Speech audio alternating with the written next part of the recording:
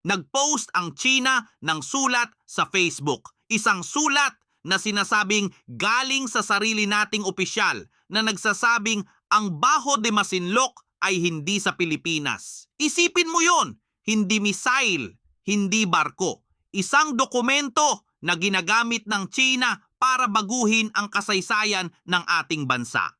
Nangyari ito ngayong linggo, March 14, 2026, sa opisyal na Facebook page ng Chinese Embassy sa Manila.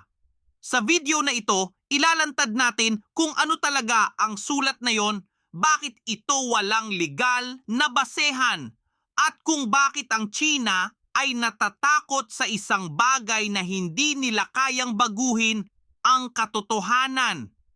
Ang parte na ito ang ayaw nilang malaman ng China na alam mo na.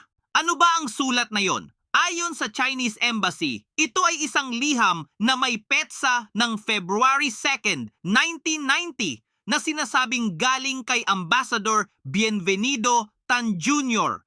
na noong kinatawan ng Pilipinas sa bansang Germany. Ang liham ay ipinadala sa isang German radio operator, isang ham operator, isang hobbyist, at hindi isang opisyal ng gobyerno. Ang sinasabi ng liham, ayon sa China, ay ang Scarborough Shoal o ang ating Baho de Masinloc ay hindi kasama sa hangganan ng Treaty of Paris Agreement noong 1898. Ito ang kasunduan na nagtakda ng boundaries ng Pilipinas matapos ibigay ng Spain ang ating bansa sa Amerika.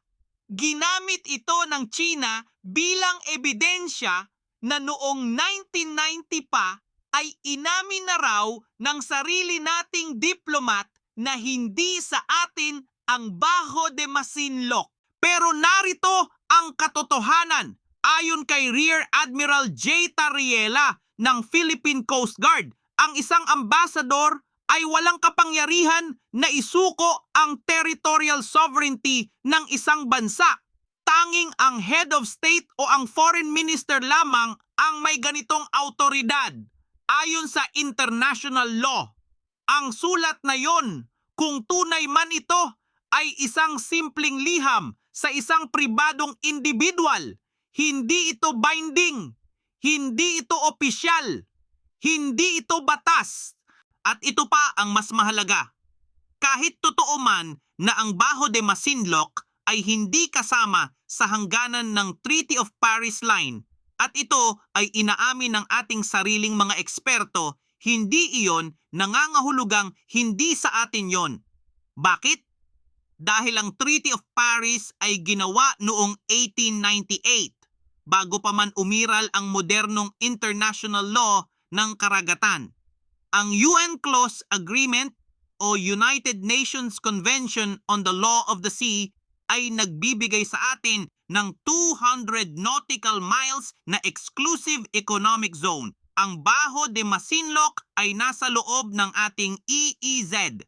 Mahigit 124 nautical miles mula sa baybayin ng Zambales. Yun ang basehan, hindi ang 1898 na linya. At kung gusto nating pag-usapan ng kasaysayan, pag-usapan natin ang tunay na kasaysayan. Noong 1734, mayroon ng mapa, ang Murillo Velarde Map, na malinaw na nagpapakita na ang Baho de Masinloc ay bahagi ng kapuluan ng Pilipinas. Ang mapang ito ay ginamit ng Pilipinas sa Permanent Court of Arbitration Tribunal noong 2016 at pumabor ang ruling sa Pilipinas, saan ang katumbas na mapa ng China mula noong 1734. Wala.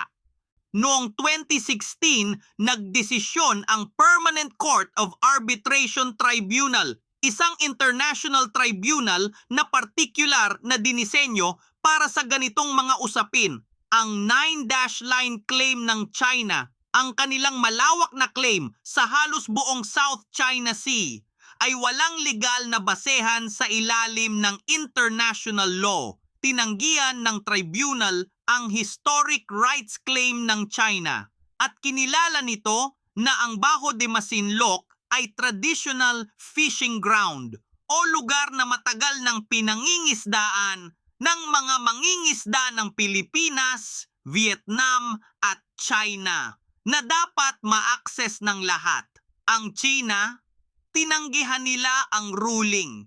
Hindi sila sumunod at ngayon gumagawa sila ng sarili nilang kasaysayan. Pero hindi ito bago. Ang paggamit ng China ng mga dokumento, mapa at historical claims para suportahan ang kanilang layunin sa teritoryo, ito ay isang planadong estratehiya. Tinatawag ito ng mga eksperto na gray zone warfare, isang uri ng gera na hindi laging ginagawa ng mga barko o missile, kundi ng impormasyon, disinformation at psychological pressure. Hindi lamang ito nangyayari sa karagatan, nangyayari ito sa Facebook, sa X platform, sa social media.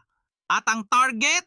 Ang ating sariling mga Pilipino. Patunay pa nito, noong March 9, 2026, pinuna ng Chinese Embassy ang Philippine Center for Investigative Journalism o PCIJ matapos ang kanilang pagsisiyasat sa mga influence networks at disinformation operations sa loob ng Pilipinas. Kinuwestiyon ng embassy ang kredibilidad ng PCIJ. Tinukoy ang kanilang pinansyal na pinagkukunan at ginamit ang kanilang opisyal na social media accounts para siraan ang reputasyon ng mga Pilipinong mamamahayag. Ang mensahe ng China ay malinaw. Kung ilalantad mo ang aming katotohanan, sisiraan ka namin. Ngunit hindi natahimik ang Pilipinas. Si Rear Admiral J. Tariela, ang boses ng Philippine Coast Guard sa West Philippine Sea, direkta siyang sumagot sa Chinese Embassy. Sinabi niya na ang sulat na yon ay misleading at best at isang malinaw na pagbaluktot ng kasaysayan sa pinakamalala. At ito ang mahalaga. Si Tariela ay pinalakas, hindi pinahina ng presyon ng China. Noong March 1, 2026, ni-promote siya ni Presidente Marcos bilang Rear Admiral. Isang direktang pahayag na ang transparency campaign niya laban sa China ay suportado ng buong gobyerno. Bakit ngayon ginagawa ito ng China? Tingnan natin ang konteksto. Sa susunod na buwan, magsisimula ang Balikatan 2026, ang pinakamalaking joint military exercise ng Pilipinas at Amerika. Daan-daang joint military activities ang nakaplanong isagawa ng dalawang bansa sa buong 2026, ang pinakamataas na bilang sa kasaysayan ng ating alyansa. At dagdag pa rito, habang nakatutok ang mundo sa ibang global tensions, posibleng ginagamit ng China ang pagkakataong ito para palakasin ang kanilang narrative sa West Philippine Sea. Ang sulat na ito ay hindi aksidente. Ito ay isang maingat na hakbang. Ang kasaysayan ay hindi mababago ng isang Facebook post. Ang 1734 na mapa ay nandoon pa rin. Ang 2016 na ruling ay batas pa rin ng internasyonal na komunidad. At ang Bajo de Masinloc, 124 nautical miles mula sa ating sariling baybayin ng Zambales ay nasa loob ng ating EEZ pa rin. Ang tanong na ngayon ay hindi kung sa atin ba ang Scarborough Shoal. Ang tanong ay, handa ba tayong ipagtanggol hindi lamang sa karagatan kundi sa impormasyon, sa kasaysayan at sa katotohanan? Mag-like at mag-subscribe at panoorin ang mga video na nasa screen ngayon.